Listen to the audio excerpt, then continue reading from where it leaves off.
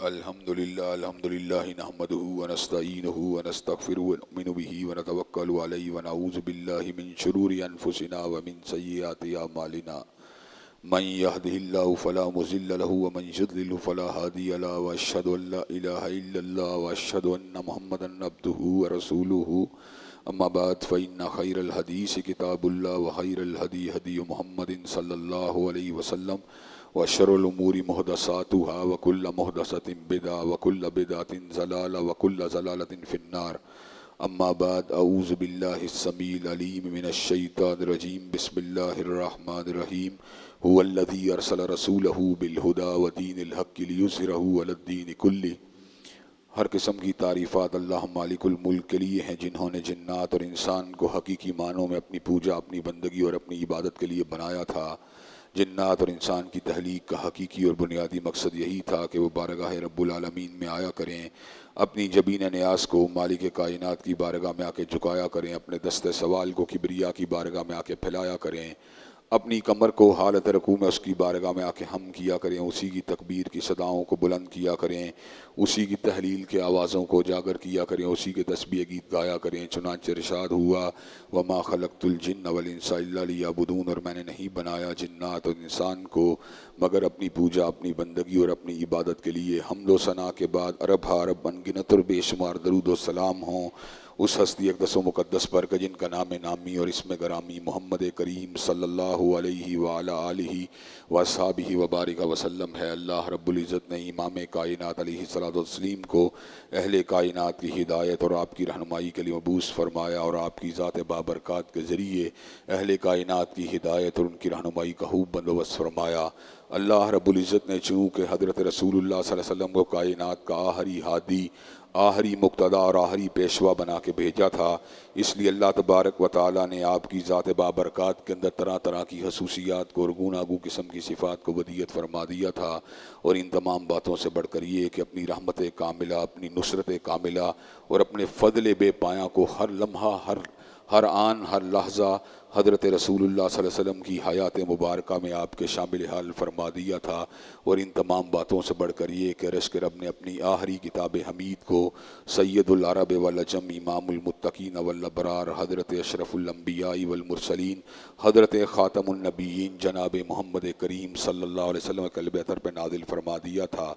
حضرات گرامی قدر، اسی کتاب حمید کے ایک انتہائی فصیح اور بلیغ عنوان کے حوالے سے گزشتہ کئی خطبات جمعہ سے آپ حضرات کے سامنے اپنی گزارشات کو پیش کرنے کا سلسلہ جاری و ساری ہے۔ حضرات گرامی قدر، چونکہ ذی الحجہ کے ایام درمیان میں آ گئے اور ذی الحجہ کے ایام خصوصیت سے سیدنا ابراہیم علیہ السلام کی سیرت مبارکہ اور مطہرہ کی یاد دلاتے ہیں، اس لیے وقتی طور پہ اس موضوع کے اندر انقطاع آ گیا۔ اب دوبارہ عید کے بعد میں نے آپ حضرات کے سامنے اس موضوع کو آپ کے سامنے رکھنا ہے۔ اس ضمن کے اندر پہلی بات جہاں سے یاد دہانی کے لیے آپ حضرات کے سامنے رکھنا چاہتا ہوں وہ یہ ہے کہ دین ایک مکمل ضابطہ حیات کا نام ہے۔ دین فقط عقائد کا، عبادات کا نام نہیں، بلکہ اس کے اندر معاملات کی پوری گہرائی اور گہرائی موجود ہے۔ وہ لوگ جو دین کے حوالے سے اس قسم کا ذہن رکھتے ہیں کہ بعض عبادات کو بجا لانے سے ہم دین کے اوپر چلنا کے اندر جو ہیں کمال کو حاصل کر چکے ہیں، ان لوگوں کو اپنا زاویہ نگاہ درست کرنے کی ضرورت ہے۔ ہماری معیشت، ہماری معاشرت، ہمارے معاملات، ہمارا طرز زندگی، ہماری شادی بیاہ، ہماری حکومت، ہماری ریاست، ہماری سیاست، سبھی کچھ دین کے تابع ہونی چاہیے۔ حضرات گرامی قدر، اسی وجہ سے مائیکل ہارٹ نے حضرت رسول اللہ صلی اللہ علیہ وسلم کی شخصیت مبارکہ کے حوالے سے بجا طور پہ کہا تھا کہ he was the only man in the human history who was supremely successful in all the phases of life، کہ وہ کائنات کے واحد انسان ہیں جو دنیا روحانیت کے امام بن کے نہیں آئے بلکہ دنیا مادیت کے بھی امام ہیں۔ وہ واحد انسان ہیں جو فقط انسانوں کی روح کی بالیدگی کو عطا کرنے کے لیے نہیں آئے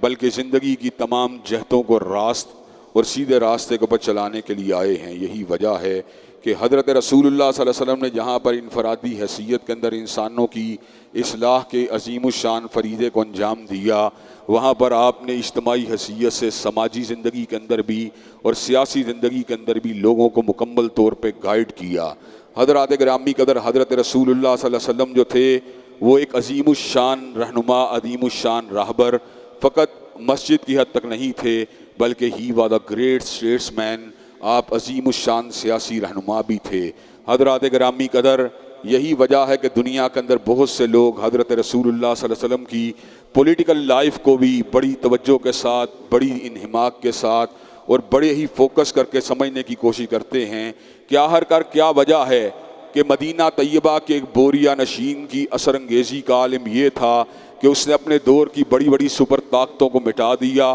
اس نے کلیسا کی ہیبت کو مٹا دیا، اس نے کسریٰ کے آتش کدے کو بجھا دیا، اس نے پوری دنیا کے اندر توحید کے غلغلے کو مچا دیا۔ حضرات گرامی قدر، یہ وہ باتیں ہیں جو لوگوں کو ورطہ حیرت کے اندر گم کر دیتی ہیں کہ حضرت رسول اللہ صلی اللہ علیہ وسلم کی مادی زندگی اور حضرت رسول اللہ صلی اللہ علیہ وسلم کی ظاہری زندگی کے اندر دنیا داری کا کوئی رنگ اور کوئی روپ نظر نہیں آتا، لیکن وہ جو نکتہ وروں سے حل نہ ہوا اور جو دانشوروں سے کھل نہ سکا، وہ راز ہی کملی والوں نے کھول دیا چند اشاروں میں۔ اور حضرات گرامی قدر، پنڈت ہری چند اختر کو ایسے ہی یہ بات نہیں کہنی پڑی کہ کس نے ذروں کو اٹھایا اور صحرا کر دیا، اور کس نے قطروں کو ملایا اور دریا کر دیا، اور ایک عرب نے آدمی کا بول بالا کر دیا۔ حضرات گرامی قدر، آدمیت کو اپنی منزل اگر ملی تو حضرت رسول اللہ صلی اللہ علیہ وسلم کے نقش قدم پہ چل کے ملی۔ اس ضمن کے اندر میں اپنی گزارشات کو آپ حضرات کے گوش گزار کرتا رہا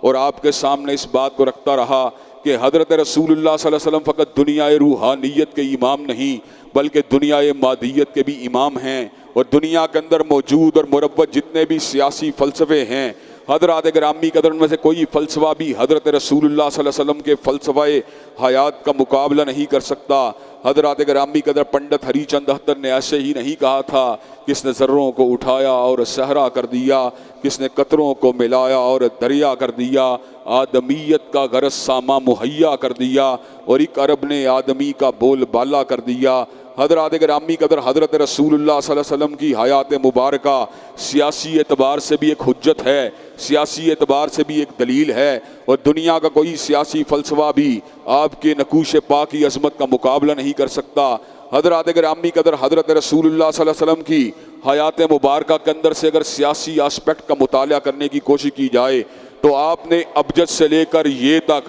آپ نے الف سے لے کر یہ تک سیاست کے تمام رموز کو اپنے اشاروں سے کھول کے واہ فرما دیا، اور آپ نے دنیا والوں کو یہ بات سمجھا دی اور دنیا والوں کو یہ بات بتلا دی کہ سیاست ایسی ہونی چاہیے جس کے اندر اللہ تبارک و تعالیٰ کی حاکمیت اور اس کے قوانین کی عمل داری ہونی چاہیے، اور آپ نے کائنات کے لوگوں کو یہ بتلا دیا کہ انسانوں کو انسانوں کی غلامی سے آزاد کروا کر اللہ تبارک و تعالیٰ کی غلامی میں دینا، یہی سیاست کا اصل مقصود اور اصل مطلوب ہے۔ چنانچہ حضرات گرامی قدر، ان تمام کی تمام بحوث کو ایک مرتبہ پھر آپ حضرات کے گوش گزار کرنا میں ضروری سمجھتا ہوں، لیکن حضرات گرامی قدر، اس ضمن کے اندر ایک بات کو آپ حضرات کے گوش گزار کرنا بھی ضروری سمجھتا ہوں کہ آج کا دور ایسا دور ہے جس کے اندر حضرت رسول اللہ صلی اللہ علیہ وسلم کو فقط روحانیت کا امام مانا جاتا ہے، فقط مادیت کا امام نہیں، مادی زندگی سے ان کی رہنمائی کے تعلق کو کاٹ دیا جاتا ہے، اور دنیا مادیت کے اندر عمران خان اور نواز شریف کو اپنا مقتدی اور اپنا پیشوا بنا لیا جاتا ہے، حالانکہ یہ تصور باطل ہے، بالکل باطل ہے۔ حضرات گرامی قدر، حضرت رسول اللہ صلی اللہ علیہ وسلم دنیا روحانیت کے فقط امام بن کے نہیں آئے، بلکہ جو انسان اپنی زندگی کو صحیح معنوں میں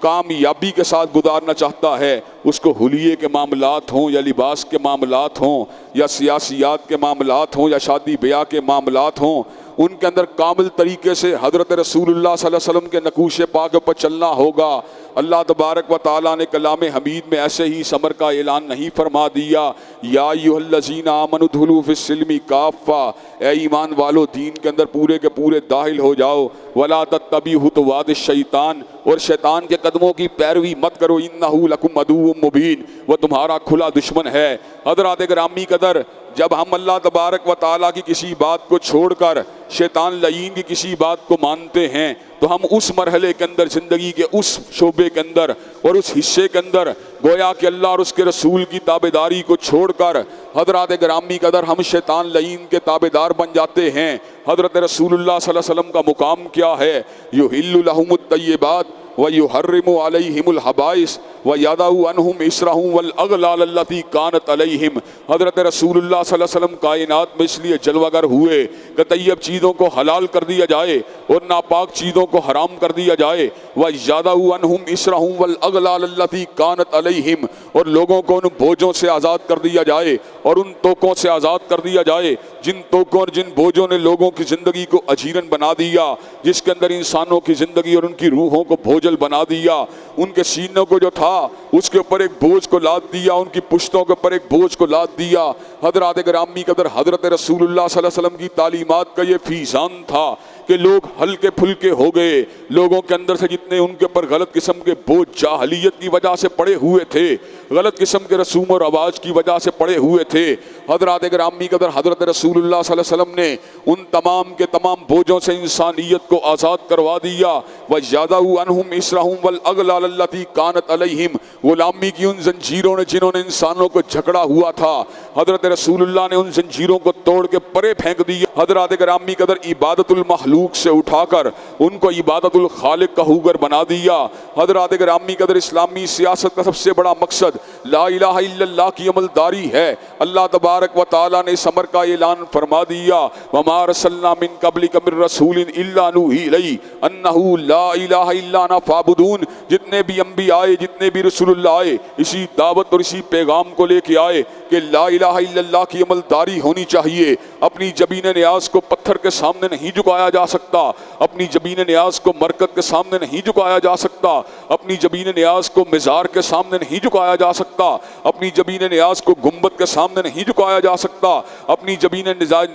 جبین نیاز کو دیوار کے سامنے نہیں جھکایا جا سکتا، اپنی جبین نیاز کو سورج چاند ستارے کے سامنے نہیں جھکایا جا سکتا، بلکہ جبین نیاز کو جب بھی جھکایا جائے گا اللہ تبارک و تعالیٰ کے سامنے جھکایا جائے گا۔ حضرت رسول اللہ صلی اللہ علیہ وسلم کی سیاست کا دار و مدار لا الہ الا اللہ کی عملداری کے اوپر تھا۔ حضرات گرامی قدر جتنی جنگیں ہوئیں، ان جنگوں کے اندر بھی بنیادی اساس یہی تھی کہ لا الہ الا اللہ کی کائنات کے اندر عملداری ہونی چاہیے۔ حضرت رسول اللہ صلی اللہ علیہ وسلم نے لا الہ الا اللہ کو کلید کامیابی قرار دے دیا اور اس امر کا اعلان فرما دیا، قولوا لا الہ الا اللہ تفلحوا تملک العرب والعجم۔ تم لا الہ الا اللہ کو کہنا شروع کر دو، عرب و عجم کے مالک بن جاؤ گے۔ حضرات گرامی قدر حضرت رسول اللہ صلی اللہ علیہ وسلم کی یہ پیشین گوئی کس انداز کے اندر پوری ہوئی کہ اللہ تبارک و تعالیٰ نے مسلمانوں کو عرب و عجم کا مالک بنا دیا۔ وعد اللہ الذین آمنوا منکم وعملوا الصالحات لیستخلفنہم فی الارض کما استخلف الذین من قبلہم۔ اللہ تبارک و تعالیٰ نے وعدہ کیا تھا ایمان لانے والوں کے ساتھ اور عمل صالح کرنے والوں کے ساتھ کہ استخلاف فی الارض کے عظیم الشان مقام کے اوپر ان کو فائز کر دیا جائے گا، زمین کی خلافت کے تاج کو ان کے سروں کے اوپر رکھ دیا جائے گا، زمین کے سینے کو ان کے لیے کھول دیا جائے گا۔ چنانچہ اللہ تبارک و تعالیٰ نے ابو بکر و عمر، عثمان و علی، معاویہ بن ابی سفیان اور عمر ابن عبدالعزیز جیسے حکمرانوں کو عطا فرما کر اس بات کو ثابت فرما دیا کہ اللہ تبارک و تعالیٰ کے وعدے سچے ہوتے ہیں۔ حضرات گرامی قدر اللہ تبارک و تعالیٰ کے حبیب علیہ السلام نے لا الہ الا اللہ کی عملداری کے لیے جنگوں کو لڑا، باقاعدہ طور پہ جنگوں کو لڑا، جن جنگوں کے اندر کدن کدن کے ساتھ ٹکرا گیا، چچا داد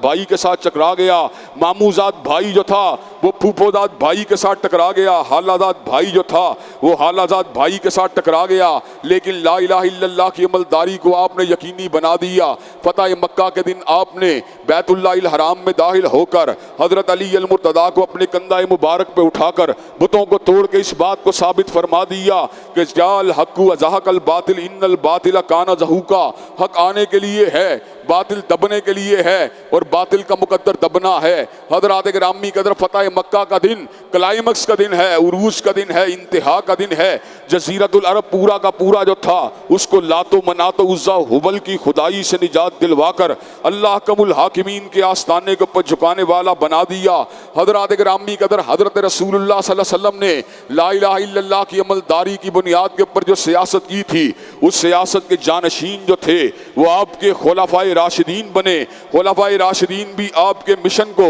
پوری شدومت کے ساتھ آگے بڑھاتے رہے، پوری شدومت کے ساتھ آگے پہنچاتے رہے۔ خلفائے راشدین نے حضرت رسول اللہ صلی اللہ علیہ وسلم کے عظیم الشان مشن کی تکمیل کے لیے کس انداز کے اندر کلیدی کردار ادا کیا، یہ تاریخ کا ایک درخشاں باب ہے۔ لیکن ایک بات طے ہے کہ خلفائے راشدین کی سیاست کی اساس بھی لا الہ الا اللہ کی عملداری تھی، خلفائے راشدین کی سیاست کی اساس بھی شاعر اللہ کی پاسداری تھی۔ حضرات گرامی قدر، آج ہمارا وطن جو ہے اس کی سیاست کا حال نرالا ہے۔ آج ہمارے وطن کے اندر نہ تو لا الہ الا اللہ کی عملداری کی بات ہے، نہ اللہ تبارک و تعالیٰ کی حاکمیت کے اوپر کوئی غور و خوض ہے۔ حضرات گرامی قدر، اللہ تبارک و تعالیٰ نے اس امر کا اعلان فرما دیا، وَمَن لَّمْ يَحْكُم بِمَا أَنزَلَ اللَّهُ فَأُولَٰئِكَ هُمُ الظَّالِمُونَ وَمَن لَّمْ يَحْكُم بِمَا أَنزَلَ اللَّهُ فَأُولَٰئِكَ هُمُ الْفَاسِقُونَ وَمَن لَّم يَحْكُم بِمَا أَنزَلَ اللَّهُ فَأُولَٰئِكَ هُمُ الْكَافِرُونَ۔ جو اللہ تعالیٰ کی حاکمیت کو نہیں مانتے، ظلم کے فتوے ان کے لیے ہیں،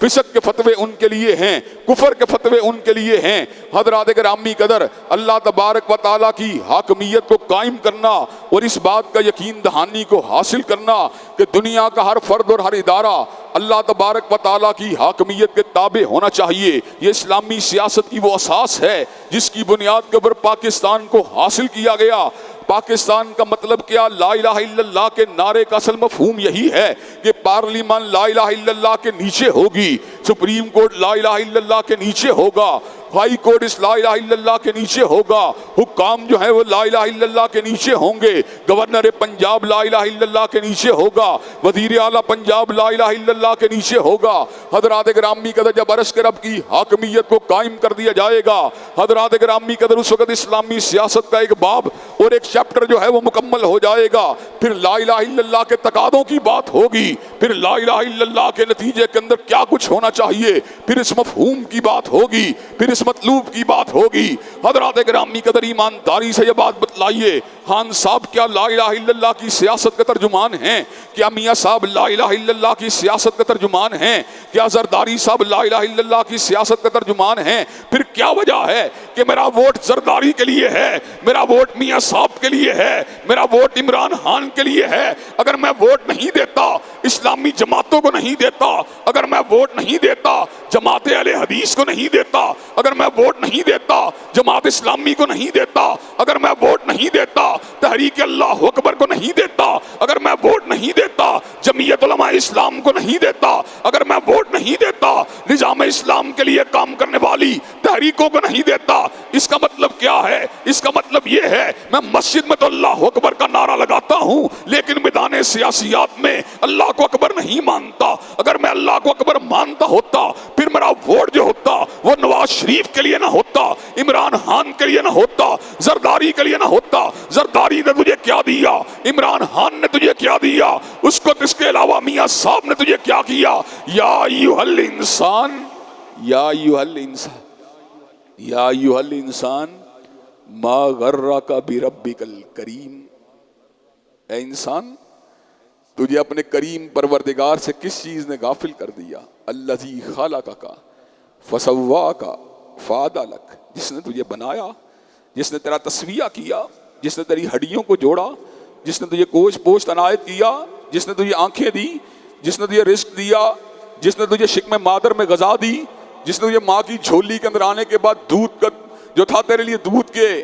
بندوبست فرما دیا۔ حضرات گرامی قدر، جو تیرے سانسوں کا مالک، جو تیرے دل کی دھڑکنوں کا مالک، جو تیری موت و حیات کا مالک، جو سورج کا حکمران، جو چاند کا حکمران، جو ستاروں کا حکمران، حضرات گرامی قدر، جو شب و روز کا حکمران، جو دن کے اندر سے راتوں کو نکالنے والا، جو راتوں کے اندر سے دنوں کو لانے والا، جو مردوں کے اندر سے زندوں کو پیدا کرنے والا، زندوں سے مردوں کو پیدا کرنے والا، کافر سے مسلمان کو پیدا کرنے والا، مسلمان سے کافر کو پیدا کرنے والا، انڈے سے چوزے کو پیدا کرنے والا، چوزے سے انڈے کو پیدا کرنے والا۔ حضرات گرامی قدر، جو ہر چیز کا خالق، جو ہر چیز کا مالک، هو الذی یصورکم فی الارحام کیف یشاء، جس نے تجھے دیکھنے والی آنکھیں عطا کر دی، جس نے تجھے سننے والے کان دے دیے، جس نے تجھے پکڑنے والا ہاتھ دے دیا، جس نے تجھے دھڑکتا ہوا دل دے دیا، جس نے تجھے سوچنے والا دماغ دے دیا، تو کتنا ظالم ہے کہ اس پروردگار عالم کی حاکمیت کے لیے تو خاموش ہے، تیرے دل کے اندر اس پروردگار عالم کی حاکمیت کے لیے کوئی تڑپ موجود نہیں ہے۔ حضرات گرامی قدر،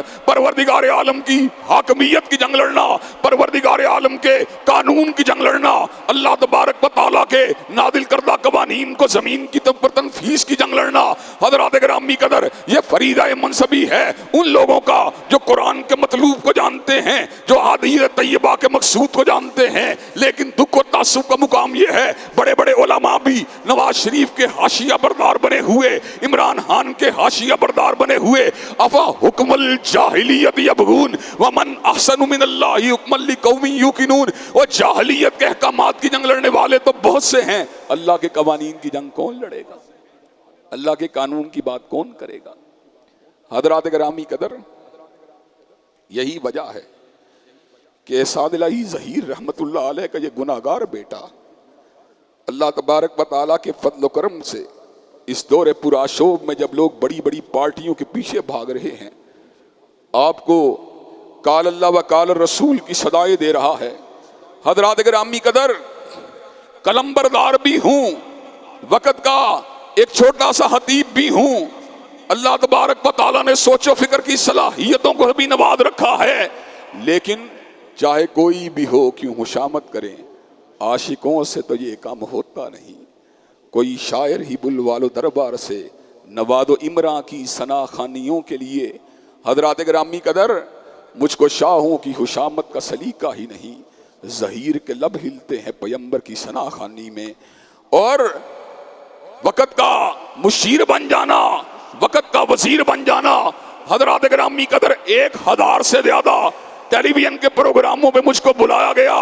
سینکڑوں مرتبہ گورنر پنجاب کے ساتھ، وزیر اعلیٰ کے ساتھ، وفاقی وزراء کے ساتھ، وزیر اعظم کے ساتھ، صدر مملکت کے ساتھ اٹھنے کا موقع ملا، بیٹھنے کا موقع ملا، لیکن حضرات گرامی قدر اپنے ضمیر کو نہیں بیچا، اپنے قلم کو نہیں بیچا، اپنی زبان کو نہیں بیچا۔ حضرات گرامی قدر، آج آپ کے ضمیروں کے پر دستک دے رہا ہوں، اور یہ کہہ کے دستک دے رہا ہوں، نہ شاعر ہوں میں، نہ ادیب ہوں، نہ مشیر ہوں، نہ وزیر ہوں، فقط نظام مصطفیٰ کا نقیب ہوں اور رب کے در کا فقیر ہوں۔ حضرات گرامی قدر، اس زمین کے مسائل جو انتہائی الجھے ہوئے ہیں، جو اقتدار کی رسا کشی کے اندر زمین کے مسائل بڑھ رہے ہیں، جو درجہ حرارت سیاسی تناؤ کا بڑھ رہا ہے، جو درجہ حرارت جھوٹی انانیت کا بڑھ رہا ہے، ملک کی معیشت جو ہے وہ پستیوں کے اندر گر رہی ہے، نہ خان صاحب کو اس بات کی پرواہ ہے، نہ میاں صاحب کو اس بات کی پرواہ ہے۔ اپنے دھڑے کی جنگ ہے، اپنی پارٹی کی جنگ ہے، اپنے مفاد کی جنگ ہے۔ کل تک لوگ علماء کو تانا دیتے تھے، انہوں نے معاشرے کے اندر فرقہ واریت کی آگ کو لگایا ہوا ہے۔ اور مجھے ایمانداری سے بتلاؤ، معاشرے کے اندر دیوبندی بھی رہتے ہیں، بریلوی بھی رہتے ہیں، اہل حدیث بھی رہتے ہیں، شیعہ بھی رہتے ہیں، ایمانداری سے بتلاؤ خاندانوں کے اندر اتنا تنازع اس مسئلے کی فرقہ واریت نے پیدا نہیں کیا جتنا عمران خان اور نواز شریف کی فرقہ واریت نے پیدا کیا۔ بھائی بھائی کا دشمن بن گیا، باپ بیٹے کا دشمن بن گیا، بہنوئی سالے کا دشمن بن گیا۔ ایک ہی مجلس کے اندر تو میں کی آوازیں سننے کو ملتی ہیں۔ کس لیے لڑ رہے ہو؟ کاش تم لڑ رہے ہوتے اللہ کی حاکمیت کے لیے، کاش تم لڑ رہے ہوتے نظام مصطفیٰ کے لیے، کاش تم لڑ رہے ہوتے پیغمبر زماں کے قوانین کے لیے، تم لڑ رہے ہو اپنی جھوٹی انانیت کے لیے، تم لڑ رہے ہو کرسی کے لیے، تم لڑ رہے ہو اقتدار کے لیے، تم لڑ رہے ہو جھوٹے خداؤں کے لیے، تم لڑ رہے ہو پارٹی اور برادری کے جھوٹے دیوتاؤں کے لیے۔ ایمانداری سے بتلاؤ، آج امت کے زوال کی اصل وجہ کیا ہے؟ وہی دیری نہ بیماری، وہی نہ محکمی دل کی، اور علاج اس کا وہی یا بے نشات انگیز ہے ساکی۔ ایمانداری سے بتلاؤ، ایک وقت تھا جب حضور نے فرمایا تھا مرو ابا بکرین فلیصلی بالناس،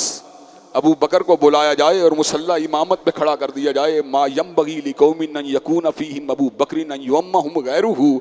کہ جس قوم میں ابو بکر موجود ہو اس کے ہوتے ہوئے کوئی مسلح امامت پہ کھڑا نہیں ہو سکتا۔ حضرت اقبال نے بجا طور پہ کہا تھا نظام پادشاہی ہو یا جمہوری تماشا ہو، جدا ہو دین سیاست سے تو رہ جاتی ہے چنگیزی۔ جب تک ہمارا مسلح اور ہمارا تخت ایک جگہ پہ تھا ہم کائنات کے زمام کار کو سنبھالے ہوئے تھے، ہم کائنات کی ڈھوریوں کو تھامے ہوئے تھے، ہم کائنات کی بساط کو سمیٹے ہوئے تھے۔ حضرات گرامی قدر ہم نے مسلح کو ریاست سے جدا کر دیا، جو نہ تھا خوب بتدریج وہی خوب ہوا، اور غلامی میں بدل جاتا ہے قوموں کا ضمیر۔ حضرات گرامی قدر ہمارا ضمیر کیا بدلا، حضرات گرامی قدر نتیجہ کیا نکلا؟ آج نتیجہ یہ نکلا ضربت علیہم الذلۃ والمسکنہ وباؤوا بغضب من اللہ ذلک بانہم کانوا یکفرون بآیات اللہ۔ اللہ نے یہود کے بارے میں کہا تھا ان کے اوپر ذلت اور مسکنت کی مار تھی، ذلک بانہم کانوا یکفرون بآیات اللہ، اس لیے کہ وہ اللہ کی آیات کو جھٹلایا کرتے تھے۔ آج ہمارے اوپر ذلت اور مسکنت کی مار ہے، ضربت علیہم الذلۃ والمسکنہ وباؤوا بغضب من اللہ ذلک بانہم کانوا یکفرون بآیات اللہ۔ آج ہم آیات اللہ کو جھٹلا رہے ہیں، زمین کا سینہ ہمارے لیے تنگ ہو چکا ہے۔ حضرات گرامی قدر کہاں وہ صلاح الدین تھا جس کے پاس اتنے پیسے نہیں تھے کہ جس کے ساتھ حج کیا جا سکے، ساری کی ساری زندگی زکات دینے کا نہیں بنا، ساری کی ساری زندگی صلاح الدین جو تھا اس کے پاس اتنے پیسے نہیں آئے کہ بیت اللہ کا حج کر سکے۔ حضرات گرامی قدر اس کے پاس تلوار تھی، اس کے پاس گھوڑا تھا، حضرات گرامی قدر اس کے گھوڑوں کی سنوں نے یہود کے سینوں کو ہلا دیا، اس کے گھوڑوں کی سنوں نے عیسائیوں کے سینوں کو پارا پارا کر دیا۔ حضرات گرامی قدر آج کا دور کیسا ہے؟ زرداری صاحب بھی کھرب پتی ہیں، خان صاحب بھی کھرب پتی ہیں، میاں صاحب بھی کھرب پتی ہیں، لیکن کسی کے کانوں میں بجو نہیں رونگتی۔ حضرات گرامی قدر تمہارے مقابلے کے اوپر تو کابل کا فلسفہ اونچا ہے، جب کابل اور قندھار سے اللہ اکبر کی صدا آتی ہے وائٹ ہاؤس بھی کپکپانا شروع ہو جاتا ہے، پینٹاگون کے اوپر بھی درد بپا ہو جاتا ہے، اس لیے کہ ان کو پتا ہے افغانیوں کے پاس بڑی بڑی گاڑیاں تو نہیں ہیں اور افغانیوں کے پاس بڑی بڑی جو ہے تجوریاں تو نہیں ہیں، لیکن افغانیوں کے پاس اللہ اکبر کا وہ نعرہ ہے کہ جس کے بارے میں رسول اللہ نے کہا تھا ایک وقت آئے گا مومنوں کی تکبیر کی وجہ سے بڑے بڑے شہر گر جایا کریں گے۔ حضرات گرامی قدر کل ہی میں اس واقعے کو پڑھا تھا کہ ہندو مندر کا جو ایک بڑا جو تھا وہاں پہ وہ جو بیٹھا ہوا تھا پنڈت، اس نے یہ بات کہی مسلمانوں کی مسجدوں کو دیکھو بے رنگ روپ ہوتی ہیں اور ہمارے مندروں کو دیکھو 1000 سال گزر چکا ہے، بالکل عالی شان ہے۔ حضرت شاہ عبدالعزیز رحمت اللہ علیہ، ابن شاہ ولی اللہ رحمت اللہ علیہ وہاں پر پہنچے، کہا پنڈت تو کیسی بات کرتا ہے، میں تجھ کو بتاتا ہوں کہ مسلمانوں کی مسجدیں اونچی ہیں کہ تیرا مندر اونچا ہے۔ حضرت گرامی قدر وہ کہاں پہ وہ لوگ تھے جن کے دلوں میں قرآن اتر چکا تھا؟ حضرت شاہ عبدالعزیز رحمت اللہ علیہ نے الفاظ کہے تو کیا کہے، مندروں کی دیواروں کی طرف انگلی کا اشارہ کر کے کہنے لگے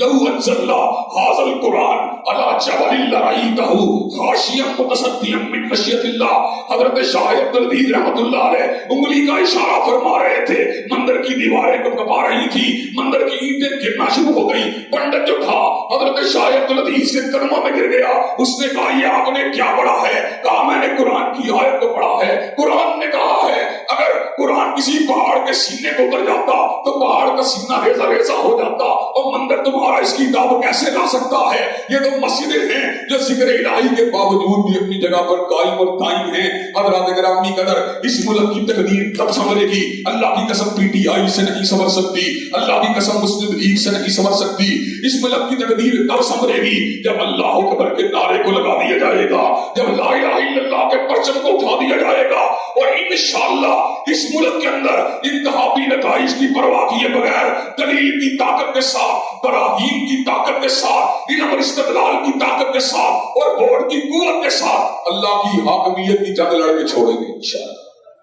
حضرات گرامی قدر کیا آپ یہ کام کرنے کے لیے تیار ہیں؟ انشاءاللہ جو باقی توحید کے بعد جو حکمرانان وقت کی ذمہ داریاں ہیں اور حکمرانان وقت کے چناؤ کے حوالے سے جو میں نے کچھ گزارشات آپ حضرات کے سامنے رکھی تھی، انشاءاللہ ان کو آئندہ خطبہ جمعہ میں آپ حضرات کے گوش گزار کیا جائے گا۔ اللہ تبارک و تعالی ہم سب کو صحیح معنوں میں توحید پر اللہ کی حاکمیت کے لیے کام کرنے کی توفیق دے۔ الحمدللہ نحمدہ ونستعینہ ونستغفرہ ونؤمن بہ ونتوکل علیہ ونعوذ بالله من شرور أنفسنا ومن سيئات أعمالنا من يهده الله فلا مضل له ومن يضلل فلا هادي له وأشهد أن لا إله إلا الله وأشهد أن محمدا عبده ورسوله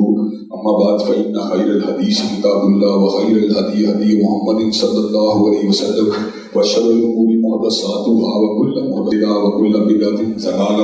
وكل ضلالة في النار. اللہ تبارک و تعالی کا دین ایک کامل دین ہے. جب اسے عقیدے اور عبادات کے ساتھ خاص کر دیا جائے تو پھر دین نہیں رہتا بلکہ مذہب بن جاتا ہے. اسلام دین نہیں بلکہ اسلام مذہب نہیں بلکہ دین ہے. دین وہ ہوتا ہے جس میں زندگی گزارنے کی تمام فیکلٹیز اور زندگی کے تمام شعبوں کے اندر کامل رہنمائی کو دیا جاتا ہے. دکھ کی بات یہ آج کا مسلمان سیکولر بن چکا ہے. وہ تجارت کے معاملات ہوں یا شادی بیاہ کے معاملات، کھلیے لباس کے معاملات ہوں یا جنازے کے معاملات یا سیاسیات کے معاملات ہوں، وہ اللہ تعالیٰ کی حاکمیت کو قبول کرنے کے لیے تیار نہیں ہے.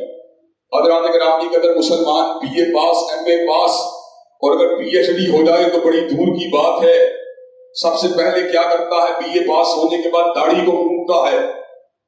کلین شیو کرنے کے بعد اپنے حلیے کو حضور کے حلیے سے جدا کرتا ہے. اور تو کیسا آدمی ہے؟ تو گرو نانک کے پیروکاروں کو دیکھ کے عبرت کو حاصل نہیں کرتا. گرو نانک کا پیروکار انڈیا کا صدر بھی بن جائے، وزیر اعظم بھی بن جائے، گرو کی کرپان کو نہیں چھوڑتا، گرو کی پگڑی کو نہیں چھوڑتا، گرو کی داڑھی کو نہیں چھوڑتا، وہ گرو نانک کی انداز و اعتبار کو نہیں چھوڑتا. تو کائنات کے امام کی سنتوں کو چھوڑ دیتا ہے. اور تیری محبت حضور کے ساتھ کیسی ہے؟ تیرا عقیدت حضور کے ساتھ کیسی ہے؟ تیرا تعلق حضور کے ساتھ کیسا ہے؟ کیا تو سکھوں کے تعلق سے عبرت حاصل نہیں کرتا؟ کیا تو یہود کے طرز عمل کو نہیں دیکھتا؟ یہود اپنے اوور کوٹ کو نہیں چھوڑتا،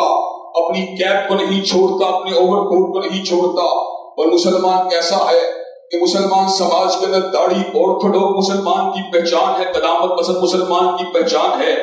اگر روشن خیال بننا ہے تو سب سے پہلے داڑھی کو موڑنا ہوگا. افسوس ہے تیری سوچ پہ، افسوس ہے تیری فکر پر، افسوس ہے تیرے انداز پہ، افسوس ہے تیرے ادوار پہ. اگر ہم ملک کے اندر لا الہ الا اللہ کی عمل داری چاہتے ہیں تو اس کے لیے ہمیں انٹرنل کنفلکٹ کو ختم کرنا ہوگا. اور لا الہ الا اللہ کی عمل داری کو باقاعدہ طور پہ ملک اور ریاست کے اندر جاری و ساری کرنے کے لیے اپنے اوپر سے ہر رنگ کو اتار کے اور اس بات کو سمجھ کے کہ اگرچہ بت ہے جماعت کی آستینوں میں، مجھے ہے حکم اذان لا الہ الا اللہ. حضرات گرامی اگر سیٹ کا راستہ لیگ کا راستہ یا تحریک انصاف کا راستہ ہے، مشاورت کا راستہ لیگ کا راستہ تحریک انصاف کا راستہ ہے، وزارت کا راستہ لیگ کا راستہ تحریک انصاف کا راستہ ہے، دنیا کے اندر ہیبت و حشمت کا راستہ لیگ کا راستہ تحریک انصاف کا راستہ ہے. آپ کا کیا خیال ہے؟ ہم عقل کے اندھے ہیں، ہمیں یہ بات نظر نہیں آتی، لیکن حضرات گرامی قدر ہمیں سب کچھ سمجھ آ رہا ہے. لیکن اس کے باوجود ہم وزارت کو نہیں دیکھتے، ہم مشاورت کو نہیں دیکھتے، ہم ہیبت و حشمت کو نہیں دیکھتے، ہم کر و فر کو نہیں دیکھتے. حضرات گرامی قدر کیا حسن نے سمجھا اور کیا عشق نے جانا ہے؟ ہم خاک نشینوں کی دھوپ گرم زمانہ ہے. اللہ تبارک و تعالیٰ کے فضل و کرم سے وزارت و مشاورت اور کرسی کی جنگ کو چھوڑ کر اللہ کی حاکمیت کی جنگ اس ملک میں لڑ کے چھوڑیں گے اور لوگوں کے سینوں سے زنگار کو اتار کر اور ان کے دلوں سے میل و کچیل کو اتار کر اللہ کی حاکمیت کا نعرہ لگا کے چھوڑیں گے. اللہ تبارک و تعالی ہمیں صحیح معنوں میں اپنی حاکمیت کا کام کرنے کی توفیق دے. ان اللہ یامر بالعدل والاحسان وایتاء ذی القربى وینہی عن الفحشاء والمنکر والبغی. سبحان ربک رب العزة عما یصفون وسلام علی المرسلین والحمد للہ رب العالمین.